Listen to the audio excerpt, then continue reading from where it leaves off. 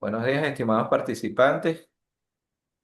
Continuamos con la segunda clase, nuestro segundo encuentro síncrono. Vamos a tratar de abarcar unidad 3 y 4 de Psicología de la Salud.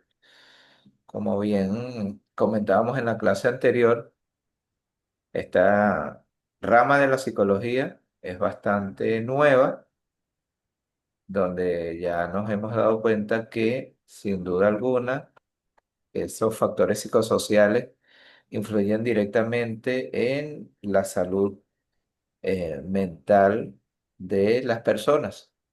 Y por eso ha tenido un auge bastante considerable a nivel de la psicología.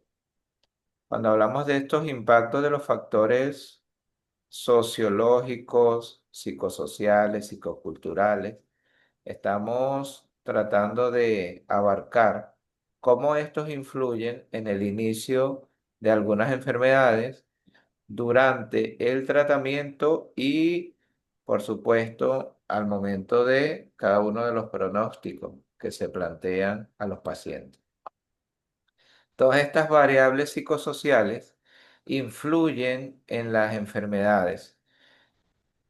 ¿Cuáles son estas variables? Pudieran ser los problemas económicos, las presiones a nivel laboral, las rupturas o los fracasos sentimentales y la muerte de algún familiar cercano.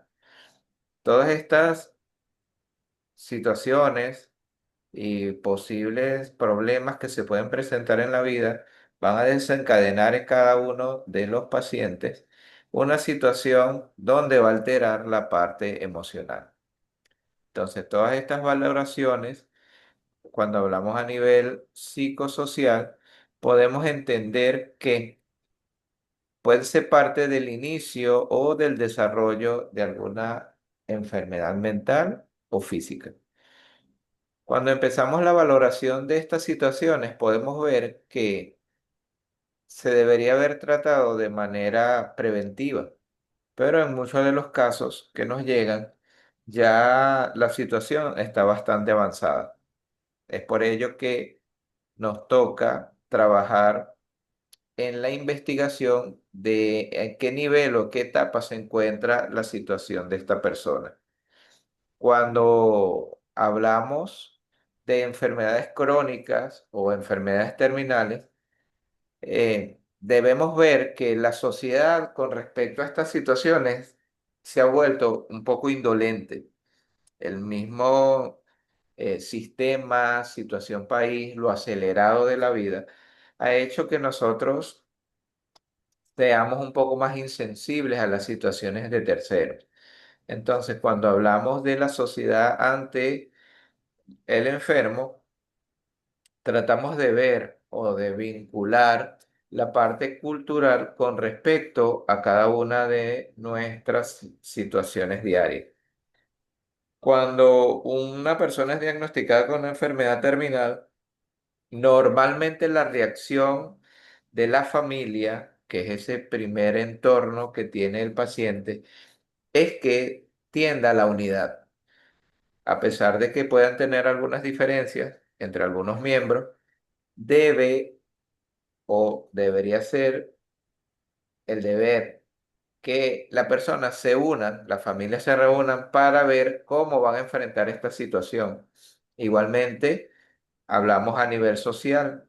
Cuando nos enteramos que un vecino ha llegado, un conocido, tiene alguna enfermedad, normalmente las personas se solidarizan con ellos, empiezan un proceso de compartir, de ayuda, de formar ese vínculo, ¿no? que los va a mantener unidos.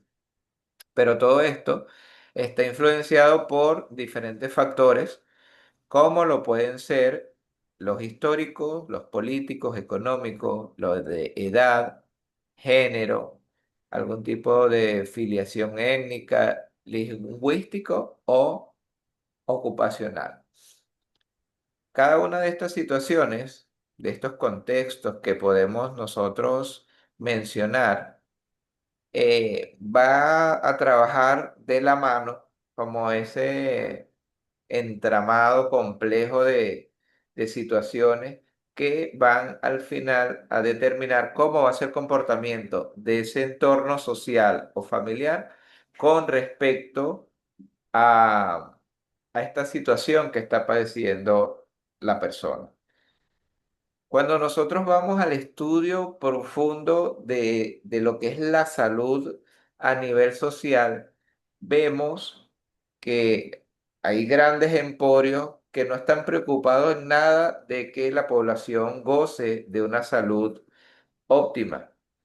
¿Por qué? Porque lamentablemente vemos que la promoción, al menos de alguna, de comida rápida, de ingesta de gaseosas, eh, de dulce, van creando un círculo vicioso que cuando uno investiga, las mismas personas o la mayoría de esos grandes emporios que tienen cadenas de alimentos de comida rápida, también están enlazados, tienen cierta conexión con la parte farmacéutica. ¿Qué quiere decir esto? En pocas palabras, es bastante rentable que yo te enferme y yo te venda la comida que te hace daño, pero también a su vez te vendo el medicamento que va a aliviar, no a curar, sino aliviar esa situación. Entonces, todas estas relaciones con respecto a los procesos demográficos, del envejecimiento de la población y sus niveles de los síntomas y enfermedades están netamente ligados a todo ese trabajo que se ha venido haciendo con respecto a esas grandes empresas que trabajan en pro de generar muchas de estas situaciones como es el diabetes, la hipertensión, el sobrepeso, la obesidad. Y últimamente hemos visto cómo en nuestro país se exacerba esa situación con respecto a que lo más accesible es comida rápida. Por supuesto, el ser humano es muy complejo en el sentido de que no tiene conciencia del daño que se genera a sí mismo. Cuando vamos a la naturaleza y los mismos animales en el bosque, una selva, por instinto, porque no tienen el pensamiento, el raciocinio, la sabiduría que podemos tener nosotros, ellos nunca van a tomar agua contaminada. O sea, si usted se pierde en la selva, usted va a tomar agua donde vea que un animal tomó porque le puede asegurar eso, que es un agua sana, limpia, que no le va a hacer daño. Pero a diferencia de ellos, nosotros, a pesar de que en una cajetilla de cigarro, nos dice que da cáncer de laringe, de faringe, de pulmón, trae ciertas consecuencias, nos tumba los dientes y ponen las fotos muy gráficas de eso. Igualmente el ser humano lo consume. Cuando alguien a mí me dice que va a comer comida chatarra, yo como un ser pensante, como una persona que ve más allá de lo que va a comer, sino que el nombre te está diciendo lo que vas a ingerir, la persona igualmente lo hace o lo hacemos muchas de las veces. Pero, ¿qué genera eso? Primero es un engaño, o sea, eso no te está alimentando. Ninguno de los componentes, al menos de esa comida chatarra, es algo que pueda aprovechar el cuerpo de manera óptima. ¿Qué te va a generar eso? En muchos de los casos, sobrepeso y obesidad. Eso ha hecho que aumente en nuestros países, más que todo de Latinoamérica, la mortalidad y morbilidad. Y lo vemos a todo nivel, adultos, jóvenes y niños. Cuando estas personas o estas grandes redes de comida, eh, yo no he visto de manera masiva donde haya publicidad invitándolo a usted a comer ensaladas, jugos naturales, evite la fritura. evite el azúcar, cuide su estilo de vida, simplemente promocionan eh, el 90, 95, quizás estoy siendo muy bondadoso, productos que son dañinos para nuestra salud. Esto a futuro va a hacer que todo ese estilo de vida que yo llevo vaya a pasar su factura a futuro a cierta edad. Entonces, todos estos patrones de conducta y de la personalidad que emergen según el grupo social donde nos desarrollemos, va a generar situaciones que a futuro van a desencadenar en depresión, ansiedad, quizás adicciones o, en el caso más extremo, en muerte.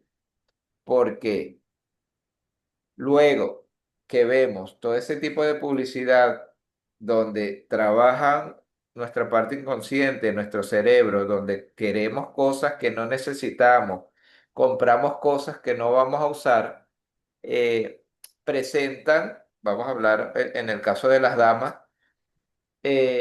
un concepto, un patrón, un estilo donde la mujer debe ser delgada, debe tener ciertas características y luego vienen esos niveles de frustración donde, por supuesto, con un estilo de vida insano, nunca jamás esta persona va a poder tener esos patrones que establece la sociedad.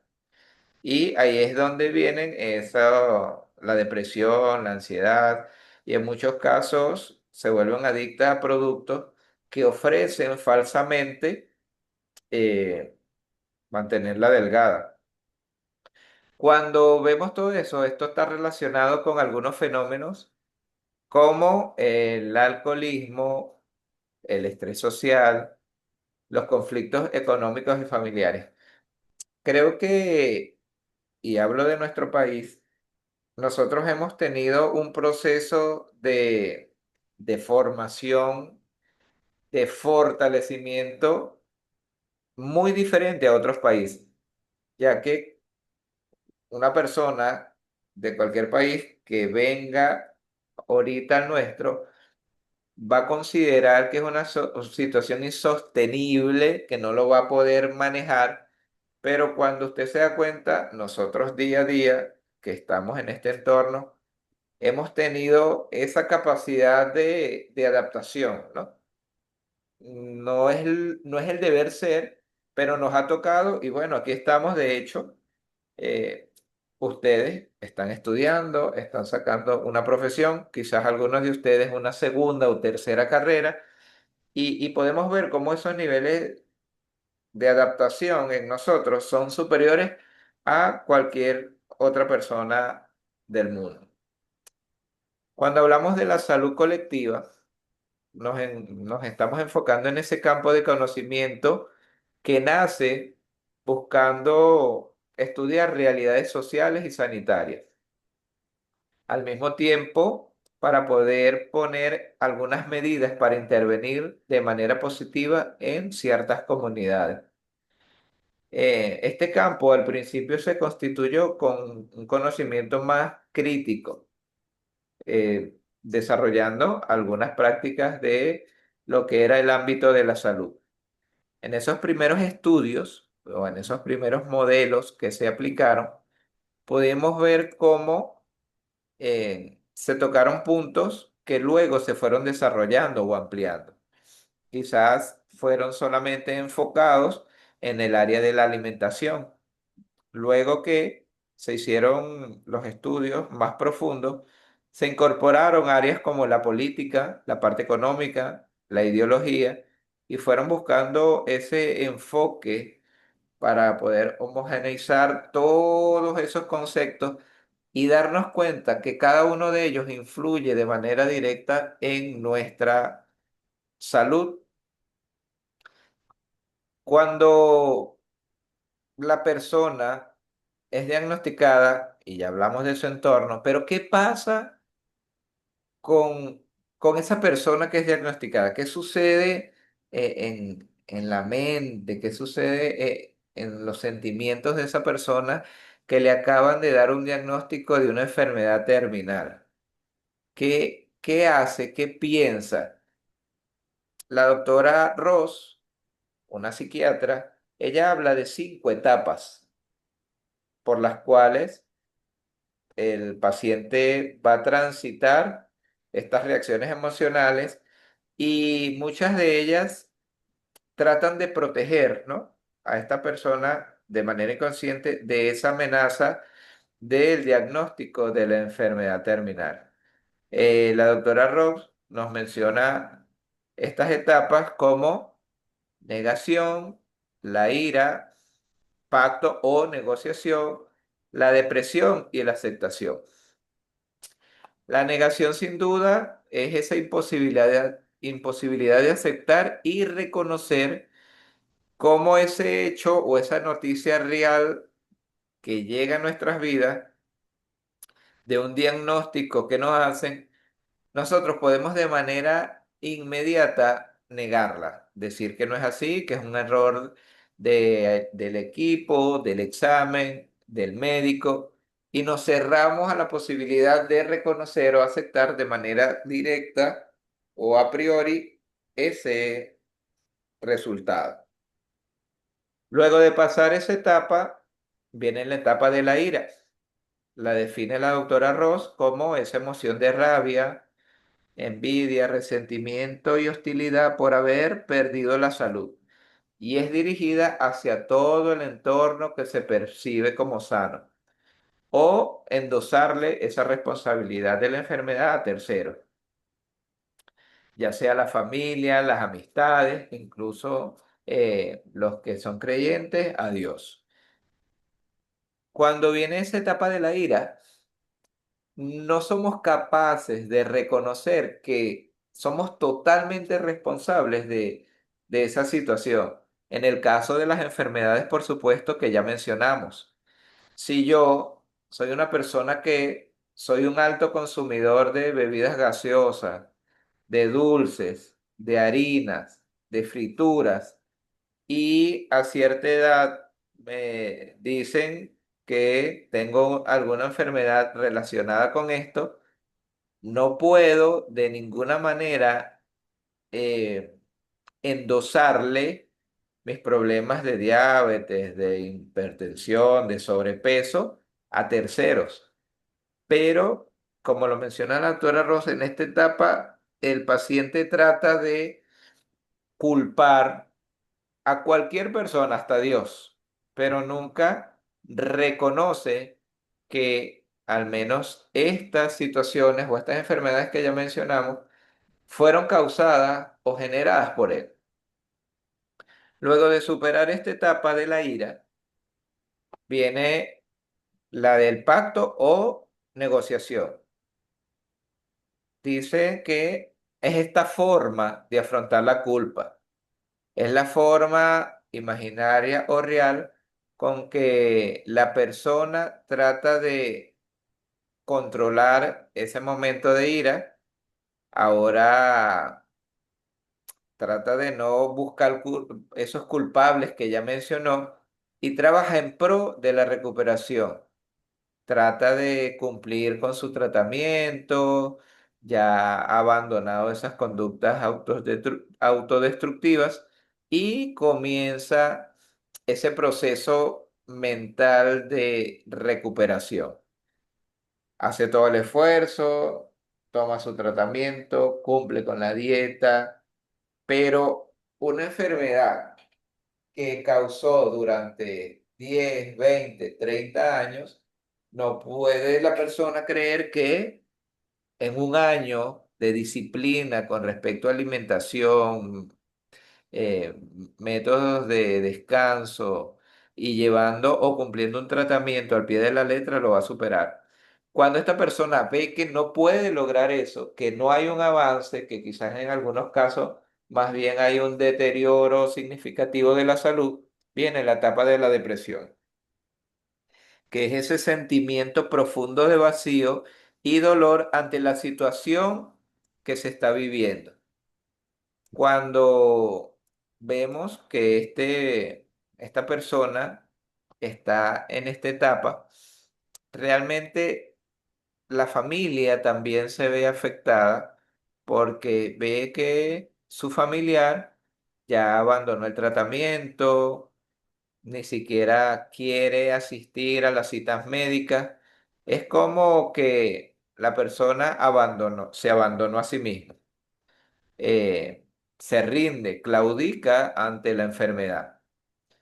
Esa etapa puede durar un tiempo considerable donde, como el paciente abandona su tratamiento y no va ni siquiera a la cita médica, eso va a generar en él que la enfermedad avance progresivamente de una manera acelerada. Luego, cuando ya es superada esa etapa, nos encontramos con la última que menciona la doctora Ross y es la aceptación. Ella manifiesta que se define como el reconocimiento de la enfermedad y situación de dolor y limitación que conlleva. Ya allí no busca culpable, no trata de adoptar una posición de derrota, sino que asume de una manera responsable la enfermedad y que le toca luchar y sobrevivir. Esta fase se alcanza tras realizar ese balance de pérdida y dar nuevo significado a la situación que vive. Es como que ya la persona sabe cuál va a ser el fin de este proceso y le toca aprovechar el tiempo.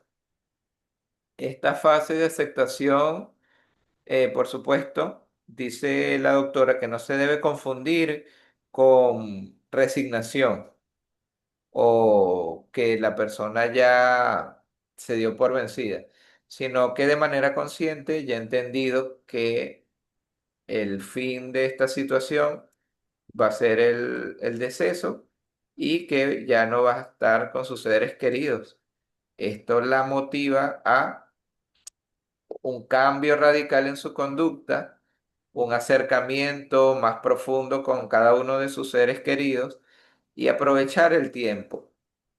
Como siempre le comento, cada regla tiene su excepción, porque hemos visto que muchos pacientes terminales, en vez de tener ya ese sosiego, ya cuando llegan a la etapa de la aceptación, que es la última, eh, son más amables, tratan de disfrutar a su familia, de reír a la medida de lo posible que se lo permita la enfermedad.